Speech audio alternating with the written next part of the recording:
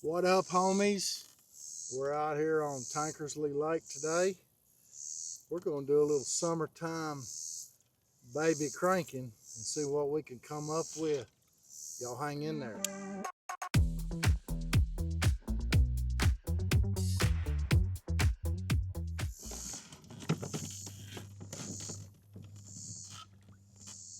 We're going to be out here running around with a live scope today,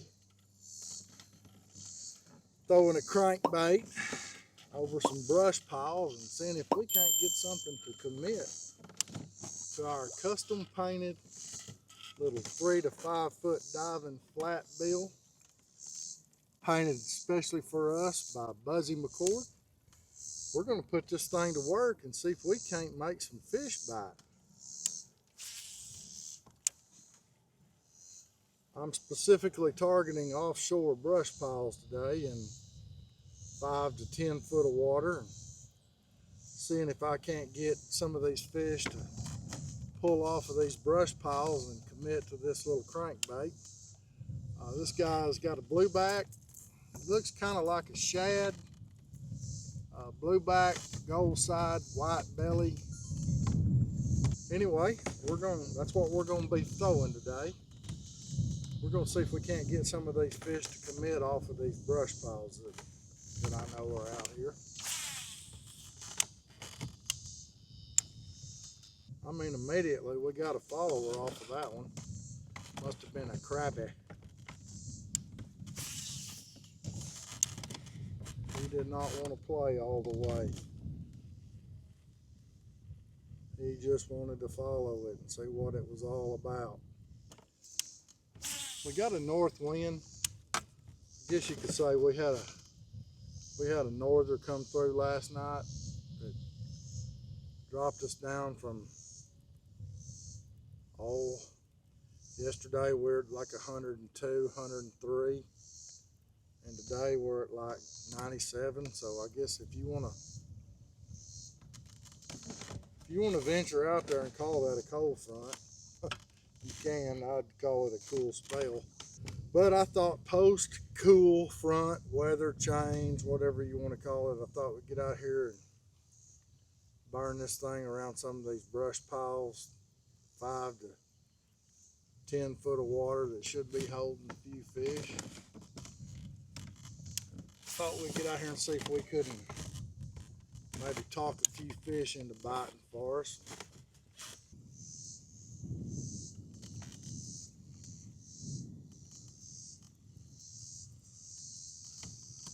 Tell you for sure we wasn't gonna catch nothing on that cast because my bait was out there just right on top, spinning around.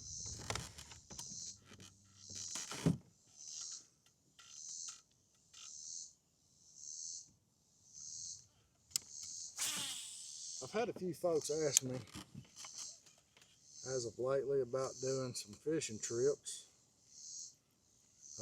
I'm probably going to start doing that in the spring. There's one right there that feels like a decent fish. Yeah, it's a decent one. Not hooked too good, but maybe we can get it in here without it getting off. Decent little 3-pounder anyway. Right off that brush pile out there.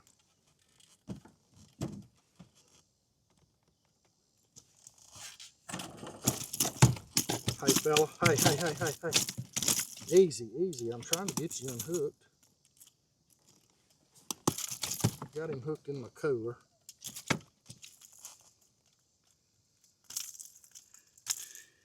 Anyway, that's kind of what we're after today. Is a few of them nice little old fish. Thank you for the tug there, fella. Fish rose right up off that brush pile and ate my bait. And that's what we're here for.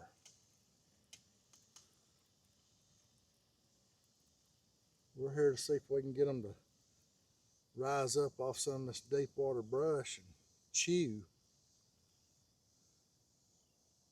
And that one was ready to play.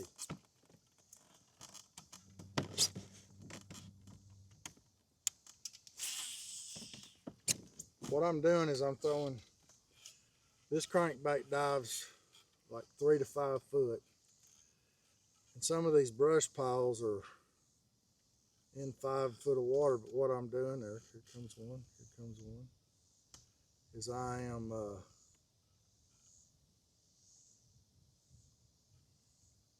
that's a nice one too.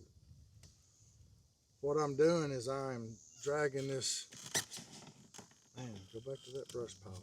Give you another chance at that. I'm gonna watch that fish go right back to that brush pile. What I'm doing here is I'm throwing it right over this brush pile, and I'm just kind of letting it hover there. When you guys start putting together a pattern like this, like today, I've known in the past that in the summertime, post cool front, I've been able to catch a decent number of fish on suspended wood. Then you can start using that pattern other lakes, other places. I got fish to pull up off of this brush pile, so I'll tell you what I'm going to do. So I use a crankbait a lot of times as a locator device.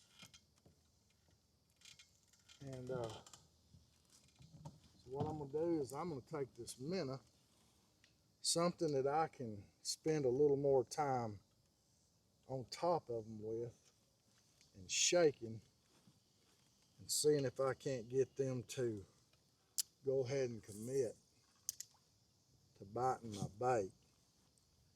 This is something I can put right in their face and say, na na na na boo boo, come bite me. And a lot of times those fish that wouldn't chase a crankbait will rise up and bite this minnow. Got one of them's attention. But you know, you just have to kind of got to play around and figure out kind of what they're looking for. So I threw a crankbait at them, medium speed, and they didn't particularly. I caught that one. The others just kind of followed along. They didn't particularly act aggressive toward it, just more interested. So what I'm going to do is I've tried something a lot slower moving, and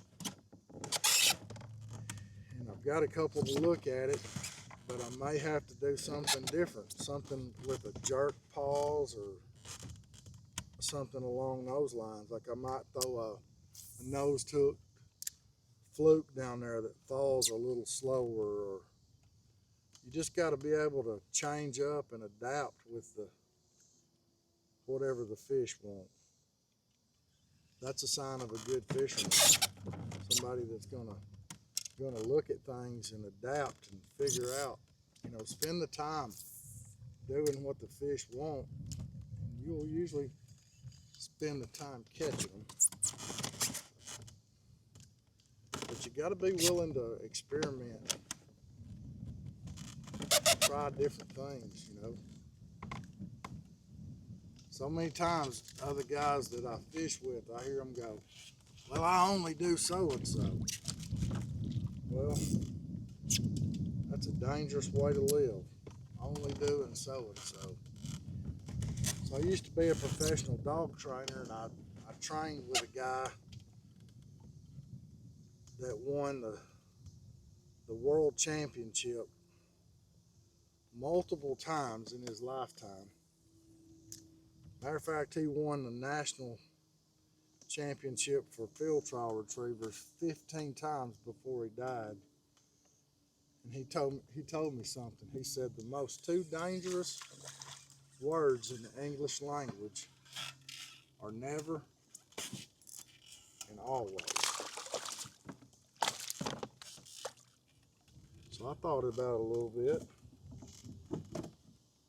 And you know, only is also a dangerous word. Another little one off that brush pile that committed to the minnow. Only is like saying I will only do so-and-so. That means I will always do so-and-so, or I will never do so-and-so. It's kind of both of them tied together. Never and always tied together. When you restrict yourself to only, then that's all you're willing to do. You're only going to do so-and-so.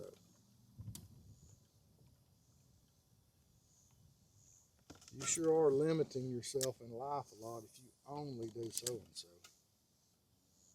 So, all right, well, I'm going to get back to the crankbait. And if we need to slow down on a particular place again, like if I catch a fish off of a brush pile and I see 2 or 3 more down there that are not willing to bite my lure the way the other one did, what I'm going to do is I'm going to make a change. And I'm going to see what I can do to catch that fish. If I have to slow down to a worm, if I have to speed up to a jerk bait, something that will jerk and pause over the top of them, I'm going to be willing to adapt and do whatever I need to catch the fish, because it's not a competition between me and somebody else. To me, it's a competition between me and these fish. Can I outsmart them?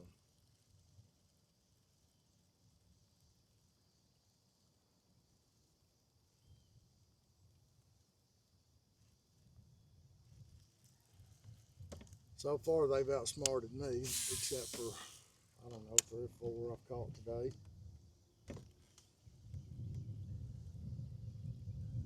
But I'm going to give them the opportunity to get outsmarted.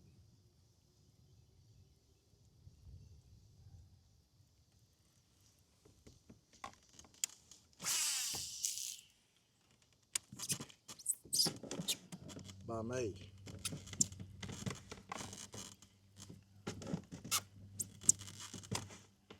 I will tell you, the last time I was out here, the water temperature was 96 degrees, and it has somewhat cooled down. I thought that was a bump.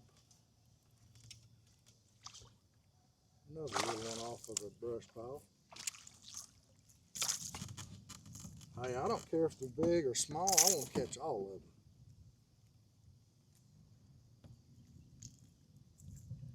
Because if you don't catch all of them, you can't catch the big ones. I knew there was another one or 2 down there. Just have to get them to commit. Just have to get them to commit.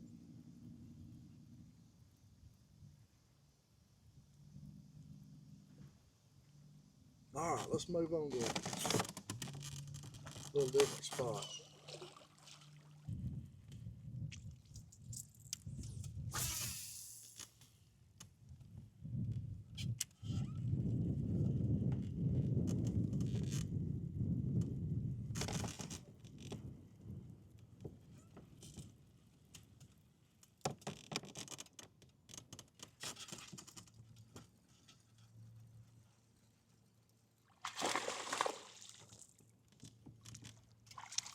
Well, there's our first KVD fish in the boat.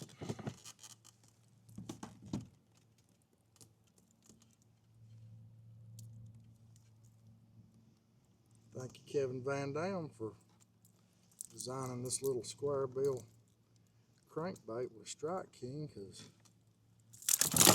come on, you were able to put a fish in the boat for us today with it.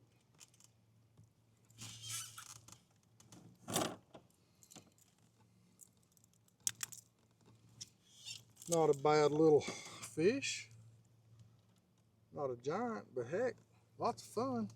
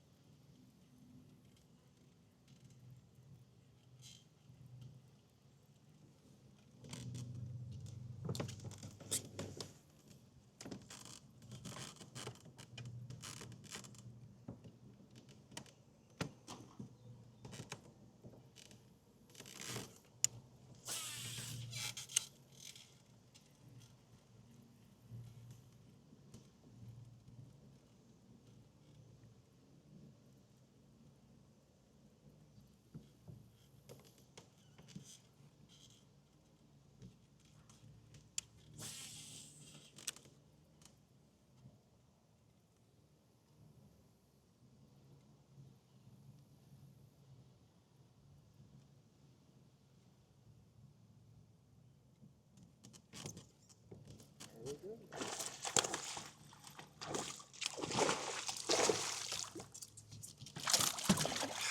these fish getting me wet today. I'm telling you guys,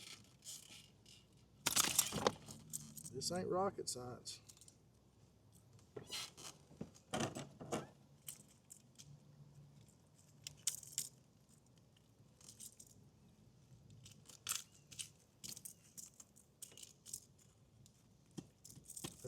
I'm trying really hard to get this out of your mouth there. If you'll just give me just a second, okay?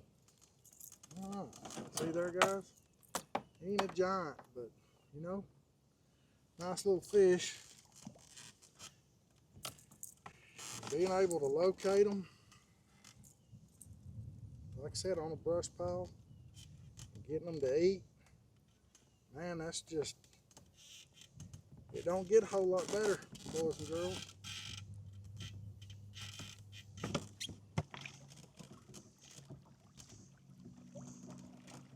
I'm fishing kind of in the middle part of the lake. I've tried the east end and the north end. It's a lot shallower. I hadn't had a lot of success there. I've caught maybe 2 fish down there. So I'm kind of concentrating on the middle third of the lake. Brush piles in 5 to 10 foot of water. And I'm having some success with that. So that's kind of the established pattern that I have today. It's working real well for me. I've caught a number of fish.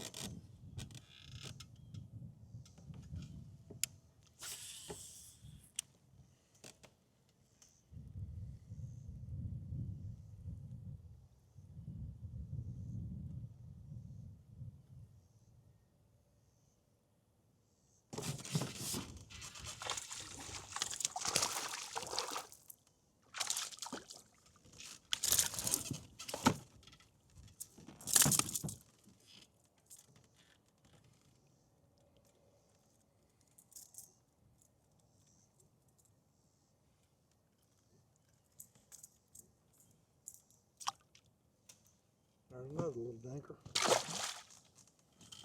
Guess where he come from? Brush pile.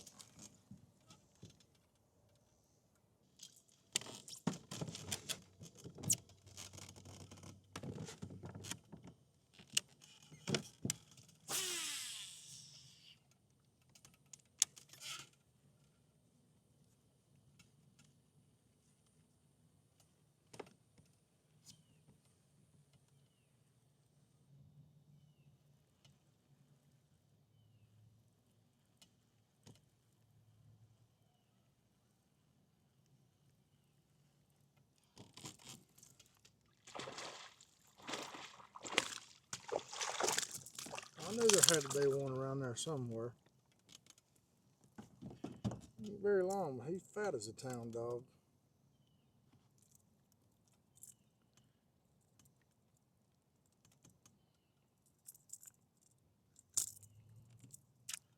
Fat as a town dog.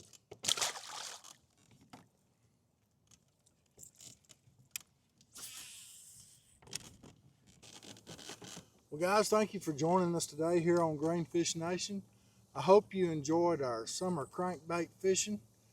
We quickly put together a pattern of throwing a 3 foot to 5 foot diving square bill crankbait over brush piles in 5 to 10 foot of water.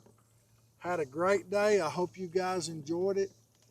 Be sure and drop us a subscribe. Give us a thumbs up. Turn on that little notifications bell so you know when the next video is coming out. Thanks again for joining us. Tight lines, guys.